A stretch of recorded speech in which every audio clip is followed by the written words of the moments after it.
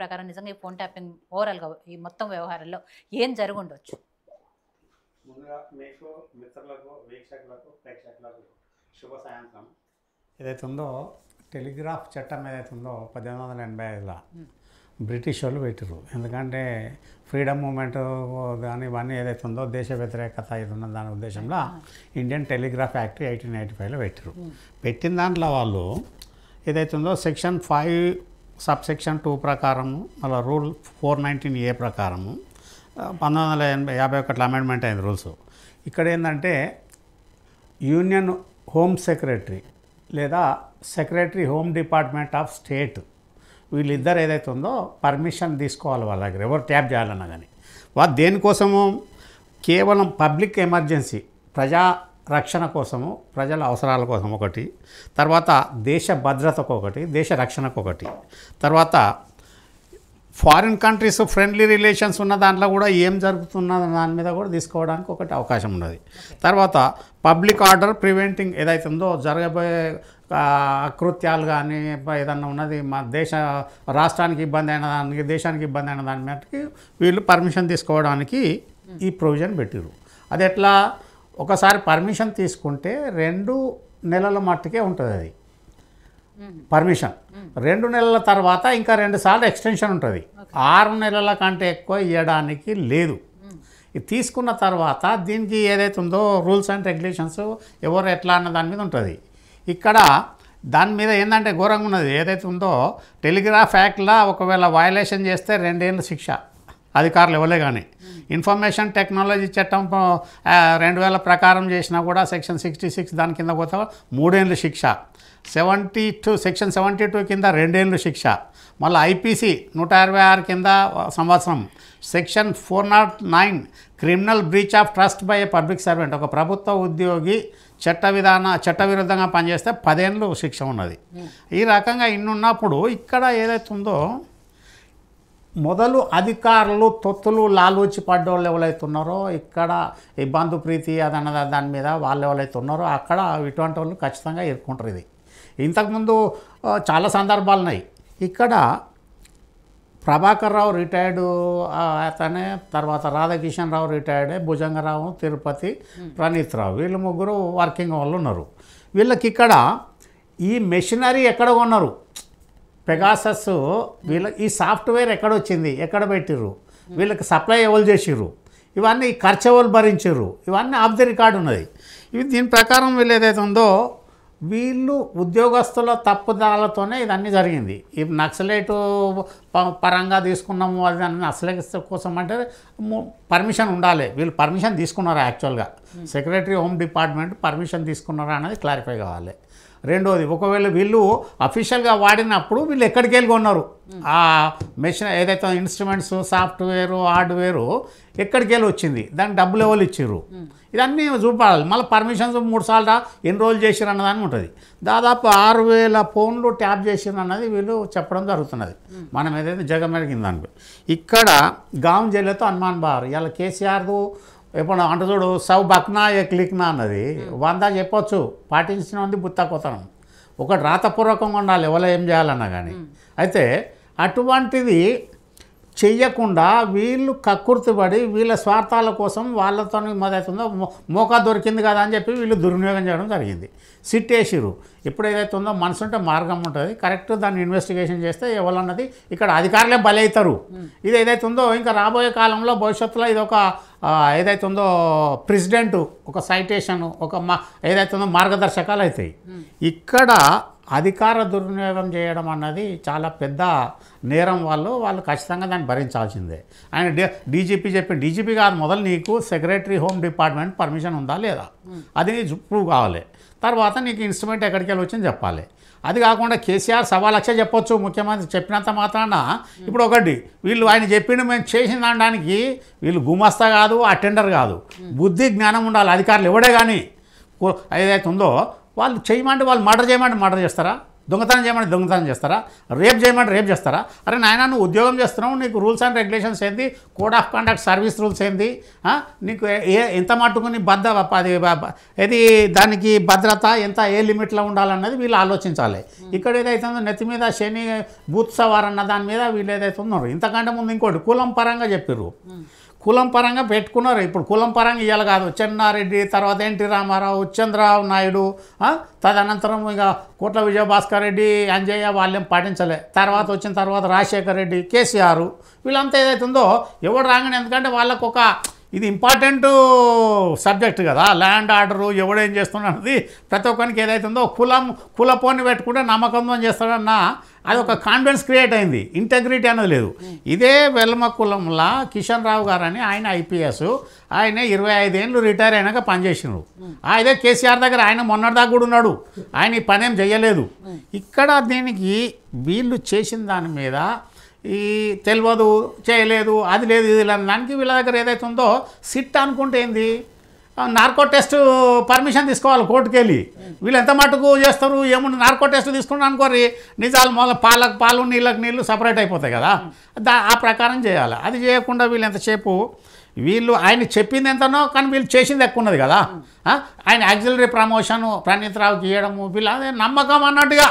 వీళ్ళు ఏంటంటే ఉద్యోగులు కాదు, ఇంటి కుక్కలు లెక్క పనిచేసే పరిస్థితికి వచ్చారు ఉద్యోగస్తులు. ఇప్పుడు వాడు వాచ్ డాగ్ అన్నట్టుగా మొత్తం కుల ప్రాంతం ఏదైతే ఉందో ఎవడు పవర్లు ఉంటే వానోళ్ళం పెట్టుకుంటే వాడు కావాలి కాసే పరిస్థితికి వచ్చారు. తదనంతరం ఈ కార్యక్రమం ఎట్లయితే అన్నది వాళ్ళు మర్చిపోయారు. ఒకటి సిట్ చేయాలంటే చేస్తున్నది, సిట్ ఎందుకు చేయాలి, సిట్ చేస్తున్నది. ఇక్కడ ప్రభాకర్ రావు ఇవన్నీ చెప్పిన దాని మీద వీళ్ళు అన్నది ఏదైతే ఉందో బీజేపీ ఏమంటుంది, సిబిఐకి ఏమంటే పబ్లిక్ ఏమనుకుంటారు, సిబిఐ అంటే వీళ్ళకి చేతగాని వాళ్ళు అనుకుంటారు కదా. సిబిఐకి ఇవ్వాల్సిన అవసరం లేదు. సిబిఐకి ఇస్తే ఏంటంటే రేపు బీజేపీ బీఆర్ఎస్ ఒకటి ములాఖాత్ ఉంటుంది, పక్కకు తుంగనది ఒక్కొచ్చు అనుకోవచ్చు. ఇదే సిబిఐకి నేను విట్నెస్ ఇచ్చిన, ఎక్కడో కాదు, ఏది ఎంఆర్ ప్రాపర్టీస్ ల్యాండ్ అక్వైరేషన్ నేను 580 ఎకరాలు నన్ను కూడా పిలిచారు 2009లో. ఇదే మన దిల్కుషా గెస్ట్ హౌస్లో వాళ్ళు క్యాంపు పెట్టిరు.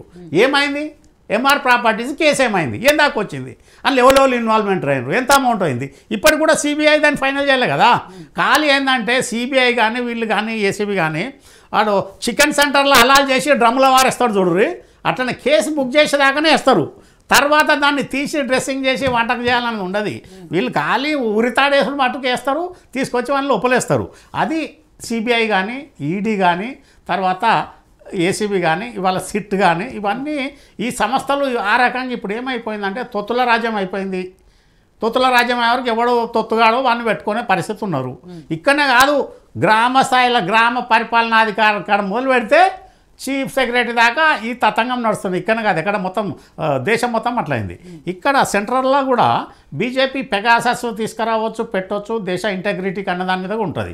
ఇప్పుడు ఇదే కేజ్రీవాల్ మీద కూడా ఏమొచ్చింది, ఆయన మీద కూడా వచ్చింది. ఆయన ఏదైతే సిఐఏ ఏజెంట్గా మారి ఆయన మొత్తము ఇక్కడ సమాచారం అంతా అక్కడ బయటకు ట్రాన్స్ఫర్ చేసే పరిస్థితులు ఉండే ఎవరు కేజ్రీవాల్ది, ఆయన మీద కూడా వచ్చింది. ఇది ఆయన పెట్టుకొని ఇదంతా ఏంటంటే ఇజ్రాయెల్ టెక్నాలజీ, దాన్ని వాడుకొని వీళ్ళు రకరకాలు దుర్వినియోగం చేయడం అని తప్పు. ఇక్కడ ఏదైతే ఉందో రాంగ్ రూట్లో ఎప్పుడు పోతున్నారు వీళ్ళు రాజకీయ నాయకులు. ఎంతసేపు ఏదో వాడిని దొంగ తీసి వీడిని దొంగ తీసి వాని మీద ఇచ్చేసి వీని మీద ఇచ్చేసి ఈ రాజకీయ క్రీడలు పక్కకు పెట్టాలి. నువ్వు సింపతి పబ్లిక్లో సింపతి గెయిన్ చేయాలి. ఇప్పుడు మోడీ ఎట్లా వచ్చిండు, ఏదో వాని మీద వీని మీద పెట్టిన కాదు కదా. ఇక్కడ మోడీ యోగి ఆదిత్యనాథ్ ఎట్లా వచ్చిండు, వీళ్ళకంటే ముందు నవీన్ పట్నాయక్ వాళ్ళ తండ్రి బీజు పట్నాయక్ 40-50 ఏళ్ళ నుంచి వాళ్ళు ఎట్లా వచ్చిర్రు. ఇటువంటి పెగా ఇవన్నీ ఫోన్ ట్యాపింగ్లు తొక్క తోలు ఇవన్నీ ఏం పెట్టలే.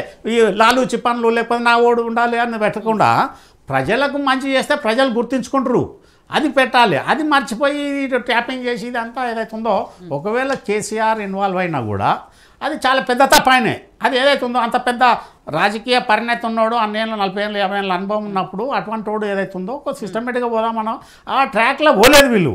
ఎంతసేపు వీళ్ళు ఎట్లుండదు వాడిని వీడిని మొత్తము చదరంగం ఒక బ్లాక్మెయిలింగ్ టాక్టిక్స్లా ఏదైతే ఉందో రాజకీయం నడిపాడు అనిపోయారు.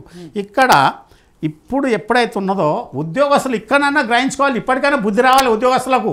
తొత్తులు కాదు ఏదైతే ఉందో అని నువ్వు పనిచేసేది నీకు ఇలా లక్షల రూపాయల జీతాలు అయినాయి. మేము చేసిన నాడు 100 రూపాయల జీతాలు 1300 జీతం మాది ఫస్ట్ గస్టెడ్ తహసీల్దార్.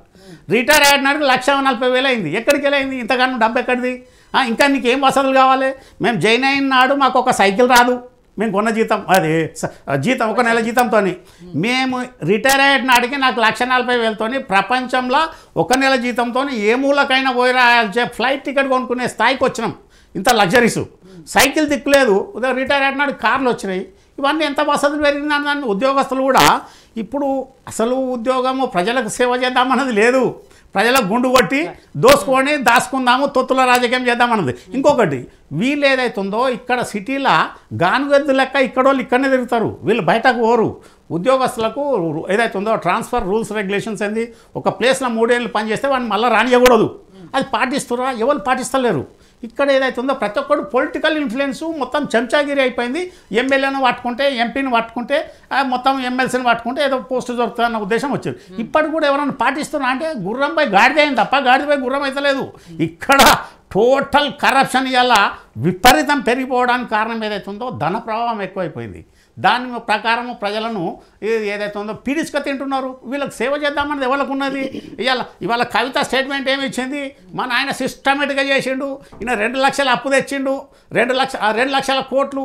అరే నెలకు 8,000 కోట్లు 8 ఏదైతుందో 1296 అంటే 2 లక్షల కోట్లు అప్పుడైతే కట్టుకొస్తుంది కదా 18 నెలల నుంచి. తర్వాత సిస్టమేటిక్ ఎక్కడ సిస్టమేటిక్గా చేసిండు?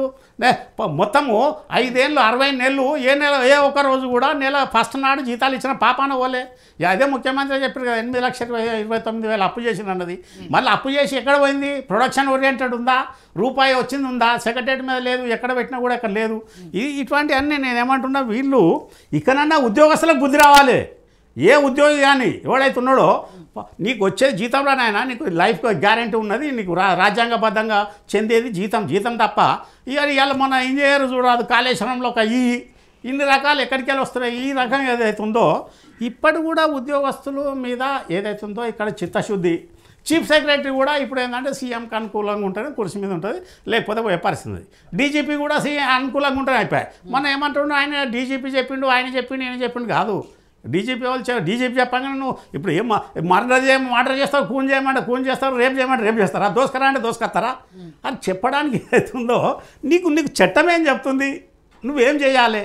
నేను చెప్తున్నా, నేను సజీవంగా చెప్తా. ఇప్పటికి కూడా కేసు ఉంటుంది ఎక్కడ పరిగిలా ఒక గవర్నమెంట్ హాస్పిటల్లో ఒకటి కాంగ్రెస్ లీడర్ ఇప్పుడు మొత్తం కబ్జా పెట్టిండు, 400 గజాలు ఇల్లు కట్టుకున్నాడు.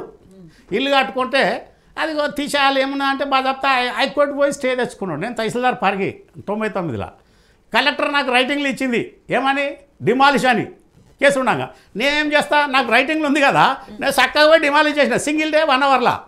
ఎందుకంటే ఫస్ట్ నాడు 100 మంది కావలి కార్లు వస్తారు, వచ్చేటప్పుడే చెప్పినారే ప్రతి ఒక్కరు రాగా ఒక గడపార తెచ్చుకోరా, జీతాలకు వస్తారు కదా. మొత్తం తీసుకొస్తే సింగిల్ 1 అవర్లో మొత్తం కాంపౌండ్ మొత్తం స్మాష్ చేసినప్పుడు అప్పుడు ఏమైంది, మళ్ళీ కంటెంప్ట్ పోయాడు. కంటెంప్ట్ పోతే నేను అన్న బాజాప్తా జీపీ ఉన్నాడుగా, నేను కలెక్టర్ లెటర్ ముందట పెట్టిన. కలెక్టర్ లెటర్ ముందట పెట్టినా కూడా ఈయన ఏం చేసాడు, కలెక్టర్ని తప్పించాడు. జీపీ మావాడే అయినారా, ముందట తెప్పించే వరకు బిఎస్ఏ స్వామి చచ్చిపోయాడు పాపం. నాకు 2 లక్షల పెనాల్టీ, 2 months ఇంప్రిజన్మెంట్ వేసాడు కంటెంప్ట్లో. నేను మళ్ళీ కంటెంప్ట్ అప్పీల్ వేసినాక ఇవన్నీ పెట్టినాక పోయింది. ఈ రకంగా ఏదైతే ఉందో ఉద్యోగస్తుడు ఒక పని చేసే ముందు నువ్వు చట్టబద్ధంగా ఉన్నదా, చట్టం విరుద్ధంగా ఉన్నదా అది చూసుకున్న తర్వాత వీళ్ళు పోతే ఇటువంటివి ఉండదు. ఇక్కడ ఏమైందంటే రాజ్యాంగంలో ఆ లొసుగులతోనే ఇది నడుస్తున్నది. రాజ్యాంగము ఇప్పుడు వెంకటరెడ్డి గారు, ఇక్కడ బీజేపీ ఈ విషయంలో చాలా సీరియస్గా ఉంది అని ఇందాక ఏదైతే చెప్పానో, రాకేష్ రెడ్డి గారు, పైడి రాకేష్ రెడ్డి గారు ఎమ్మెల్యే, ఆయన 3 హీరోయిన్ల పేర్లు 4 హీరోయిన్ల పేర్లు కూడా తీసుకున్నారు. హీరోయిన్ల ఫోన్లు కూడా ట్యాప్ చేయాల్సిన అవసరం ఏమొచ్చింది? సో ఏదైతే భార్యాభర్తల విషయాలు వింటున్నారో అట్లే రియల్ ఎస్టేట్ వాళ్ళతో మాట్లాడి వాళ్ళని బెదిరింపులకు పాల్పడుతున్నారు, హీరోయిన్ల విషయంలో కూడా ట్యాప్ చేశారు అనేది ఆయన చేస్తున్న ప్రధాన ఆరోపణ. కాబట్టి ఎవరెవరు అంటే కామన్ మ్యాన్ దగ్గర నుంచి, జర్నలిస్టుల దగ్గర నుంచి, రాజకీయ నాయకుల దగ్గర నుంచి, బిజినెస్ మ్యాన్ల వరకు ప్రతి వాళ్ళది ట్యాప్ చేశారు అంటే ఎంతవరకు వెళ్ళినట్టు ఇదంతా? అదే నేను ఏమంటున్నానంటే, ఇప్పుడు ఫోన్ ట్యాపింగ్ అనేది నిప్పులేందే పొగ రాదు కదండి. ఎక్కడ కూడా ఇన్ని పత్రికలు దుమ్మెత్తి పోస్తూ ఉంటే దీని మీద చర్చలు వద్దా, జరగకూడదా? ఫోన్ ట్యాపింగ్ ఎందుకు చేయాలి? ఫోన్ ట్యాపింగు సాధారణ వ్యక్తి దగ్గర నుంచి మీరు చెప్పినట్టుగా పై స్థాయి వరకు దేనికోసం, ఏ అస్త్రం కోసం వాడుకున్నారు దీన్ని, ఏ బ్రహ్మాస్త్రం కోసం వాడుకున్నారు, ఏ పొలిటికల్ గెయిన్స్ కోసం వాడుకున్నారు, రేపొద్దున అధికారము రావడానికి